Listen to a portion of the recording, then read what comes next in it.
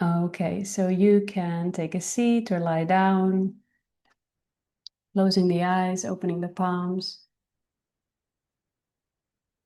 taking a few deep breaths.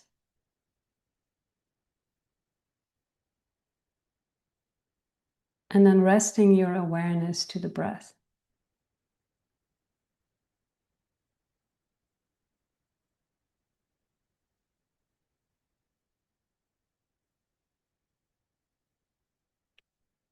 Maybe becoming aware of a flow of energy moving through you.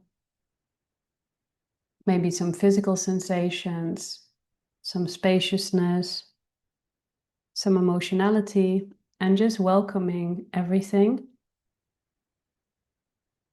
And I will start by something that came up in the energetic group activation yesterday. And basically, what was the main feeling of it is that we can only receive the love that we are from our honest human experience. And the first thing I want to say is that your honest human experience isn't what you know in your head. So you can know something in your head. However, your energy and what you hold inside your body and your feelings don't match that which we think we know. But the knowing that we are talking about actually are only ever mental adaptations, because what you tell yourself in your mind is not more truthful than what you actually feel vibrationally. Now, of course, ultimately, none of that is the truth of you. The truth of you lies beyond all the feelings and all the thoughts, right? But at the level of your human experience, the truth, your human truth, your personal perspective lies actually inside the feeling, not inside the mind. And as long as we use the mind to um, make a better story than our body holds, than our energy holds, it will be very hard to receive love upon your humanity. So if in fact we are here to love ourselves, then the self that we love isn't the idea of what we actually know, why we actually don't have to feel like we're feeling, but it's actually the very feeling itself. So let's first of all allow ourselves to get to this place where we are profoundly connected to the impact of life and where we no longer have to make that smaller or different by our minds. And human beings have been so good at this, have been so good at living in a narrative that seems better than what actually is in their feelings, in their bodies, that we really believe that. And then also at some point, we really lose access to what we truly feel. I know that for myself, many, many years ago, I don't even know how many years ago, like many, many years, maybe 9 years ago, 10 years ago, I was walking on the street and there was this man that smiled at me, this Indian looking man. And I wasn't busy with spirituality at all, but he was completely emanating light. Like I could see it, just lit. And one of the things that he said when he just on the street started to give me a full-blown reading that I would never ever have sought out on a personal level was, "You're full of light," he said to me, "and you're full of rage." And I remember thinking, really? I'm full of rage? I never tapped into that. I never felt that. I never understood that I was carrying that at all. And so, what I'm trying to say is that I, like most people, started to live life in a more compressed version of myself, telling myself what I needed to tell myself and living with a smile above everything. And when I started to have this opening, this consciousness opening, that's exactly what I met. So much rage. Other things too, but so much rage. And as I was supporting people, this is what I most often find. So much rage, deeply buried, deeply hidden, covered up by the reasons why, oh, we have it good and everything is okay, and there is no reason for me to complain, and all these things. We spend a whole lifetime just so far removed from what we actually feel, so far removed from how life has actually impacted us. And I think that waking up really is waking up to this heart-centered life, which is nothing more than opening your heart to everything you haven't felt. And you start to all of a sudden meet that. So the truth of you on a personal level is actually the impact that life has on you. It's not the narrative that you lay over it, because that has only been a mechanism to keep you safe from the survival that you didn't want to meet. It kept you living in the idea of life and not in the experience of life. So that's one. And it can be rage, it can be sadness, it can be fear, it can be whatever, it can be a cocktail. I'm just naming an example that connected to my life. So then, from your honest experience, or what this awakening actually shows us, is that there is nothing else needed than the experience of myself. Like someone asked me yesterday, or told me, I want to live in this consciousness, in this feeling of love, in this feeling of space and vibrancy like you always. And in looking for that, what often starts to happen is that we start to read the books, remember the sentences, search for the feeling, walk around like someone that is accepting, that is aligning, that is okay with what is happening. Um, I would say almost like posturing. We start to module or posture or look for or seek for what we think it is to embody this consciousness. And this is where it'll never work. This is where you can never find it, because it is found in how you actually feel at the level of your humanity. It isn't found in any specific way of being. Nothing is required in that sense. And so if you ask me, how come I'm always in the experience of it, and I am, it is because I include my human now. I am just the human being that I am. So some moments I'm frustrated. I include it. God stays with me, light stays with me, the truth stays with me.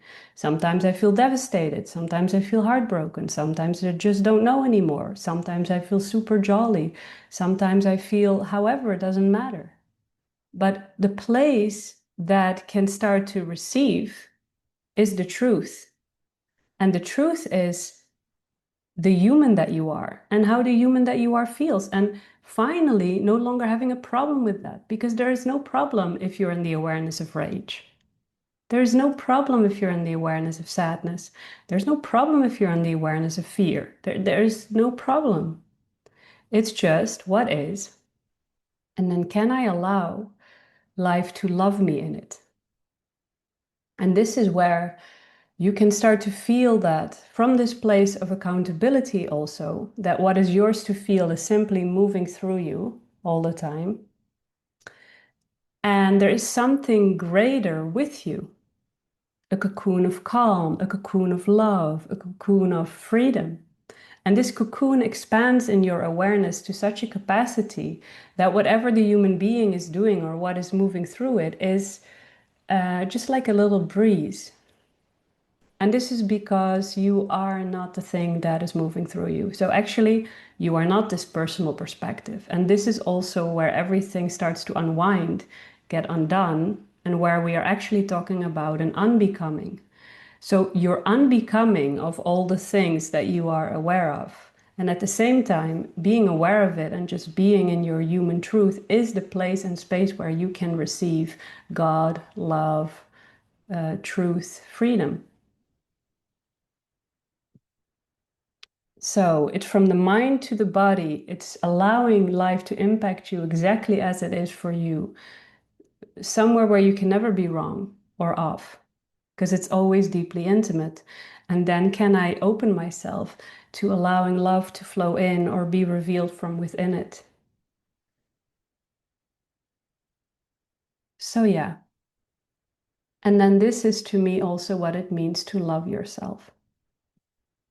And this is then also what it means to me to reveal yourself as the source of love. Which then brings me to the next thing. The more you allow yourself to be revealed as love, the less you have to bring people love. What I've realized is that love is not to be brought.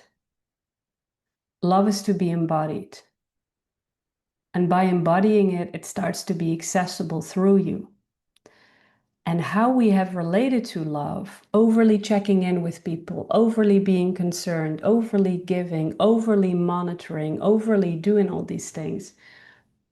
If we are really honest with ourselves, all of that giving love in the hope of receiving love, or giving love in the hope of influencing someone's journey, or giving love, needing something to happen in relationship to that, actually is a little bit more fear-centered than it is heart-centered.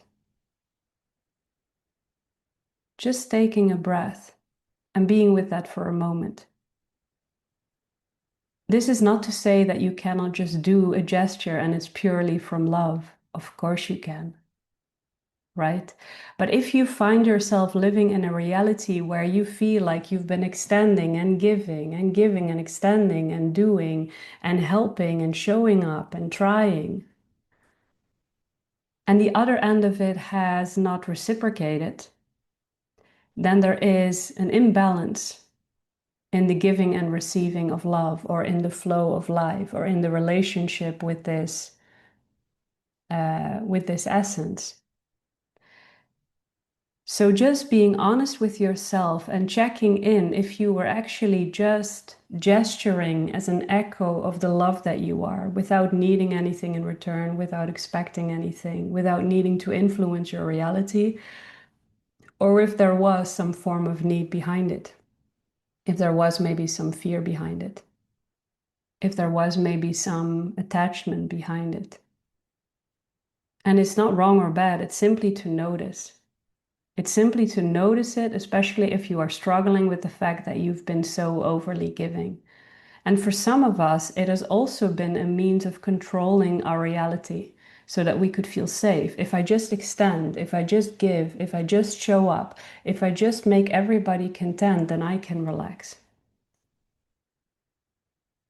So I can tell you that what I notice for myself is that the more I love and embrace myself, and the more I feel this love as an overflow from within me, and I make myself the focus of the fountain that receives the love and the fountain that ripples out this love, the more I can actually leave life alone, the more I can trust that there is something greater unfolding in front of everybody and on behalf of everybody. And then the more simplistic my direction of energy becomes. Because if something isn't in balance, and if there can be an extension and no ability to receive, then, it's not in balance. So then I don't have to draw my energy towards that direction anymore. So then it becomes really more simple. Where does the human that you are feel good? Where does it feel like there is a balance? Where does it feel in harmony?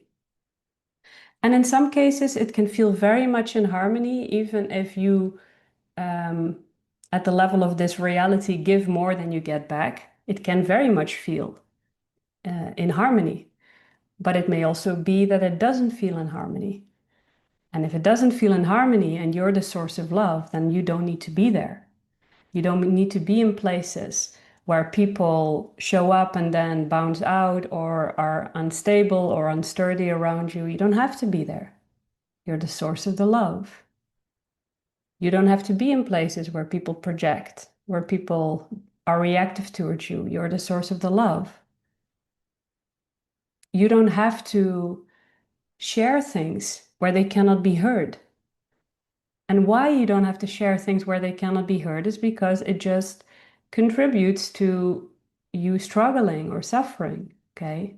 So getting to this place where you feel the love and where you feel the value of your being here on this planet, of your voice, of your smile, of your skill, of whatever that is. And then simply allowing it to be in harmony, where you place yourself, who you stand next to, who not, who you love from close, who you love from far. Because in the end of the day, who is stepping live with you in whatever capacity has to do simply with capability. Some people are capable, some people are not. There's no judgment about it, but you can at some point decide where you want to focus your time that is running out, right? Where you want to focus your energy, where you wish to be, how you wish to live.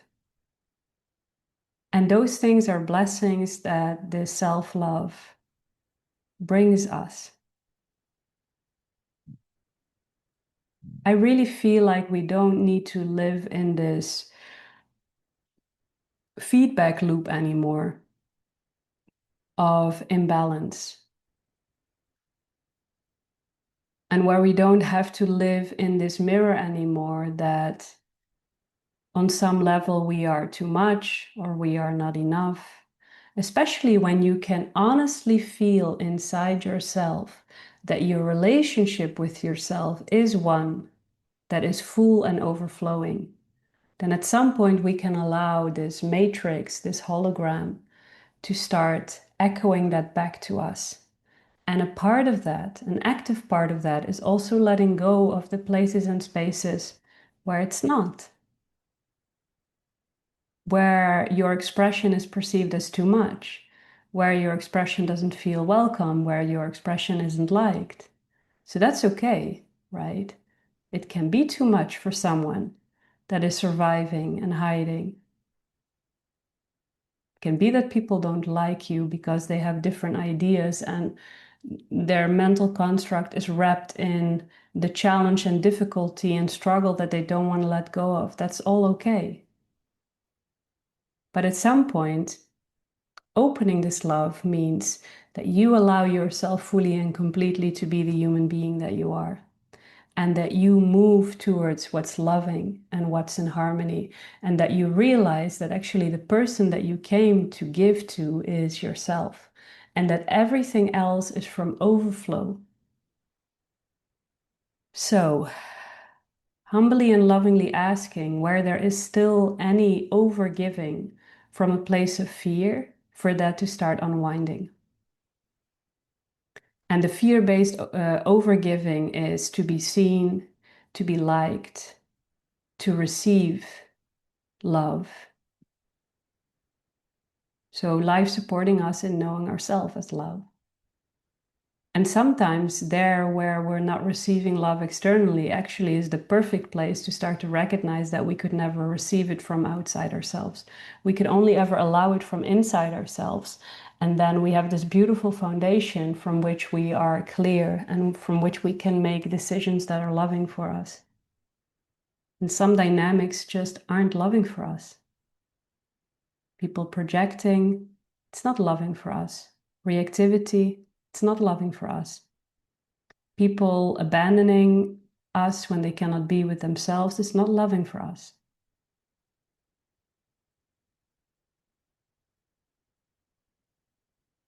So the relationships that were built on a survival way of being and an overly giving in order to hopefully receive something outside of us now collapsing.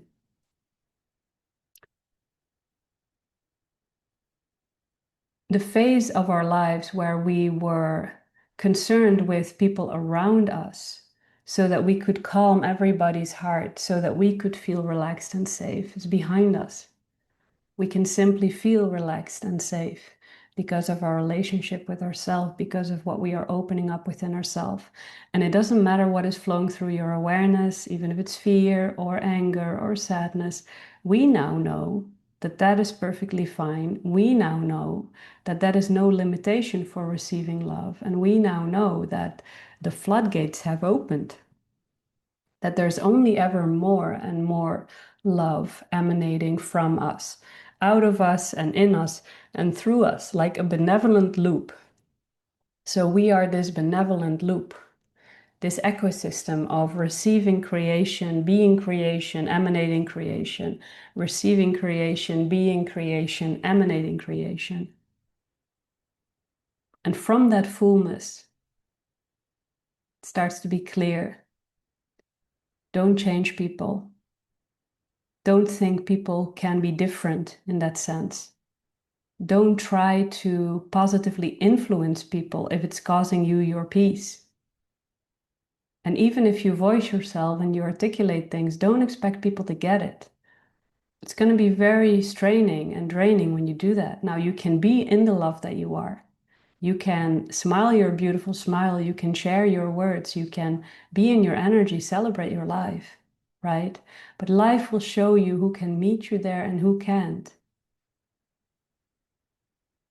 And instead of trying to continue working with people to meet you there, it's also okay to say, all right,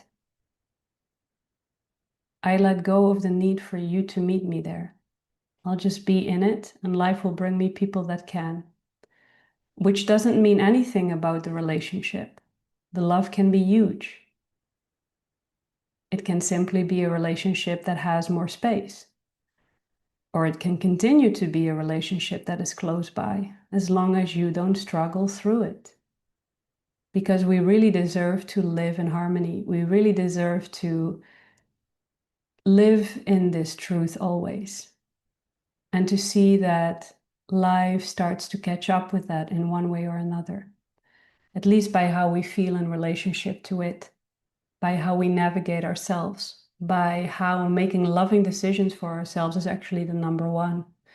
And in the beginning, when you start to do that, it can bring some discomfort, can bring some fear, it can bring some guilt because of how we've been programmed. And then it starts to just become so much more easy because you matter. Allowing every cell in your body to soften, to open, to release whatever still kept you from thinking you need to find love and belonging outside yourself. And starting to reveal this clear, vibrant, loving energy that starts to send you the people and the circumstances that are actually in alignment with that. So all you have to do is pay attention. All you have to do is dare to step away from that which isn't honoring, which isn't loving.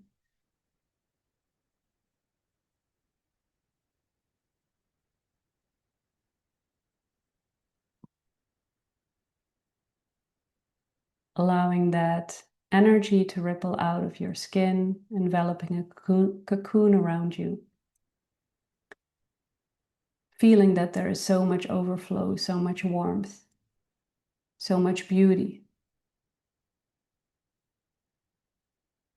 And then allowing that to ripple out into your neighborhood, city, village, country, continent, and the globe.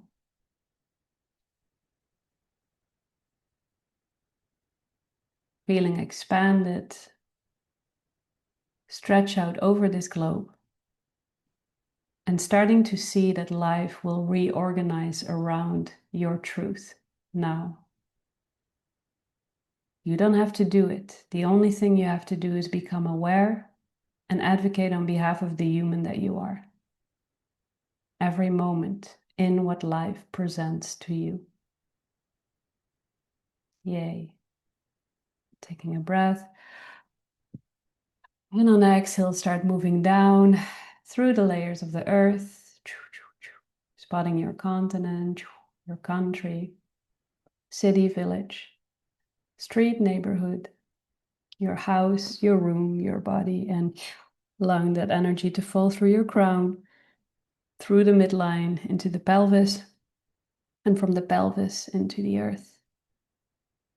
Anchoring yourself here and seeing that the only thing that is required for you to be in the experience of your deeper self is your personal perspective, how you feel, how life impacts you, and allowing that to be enough.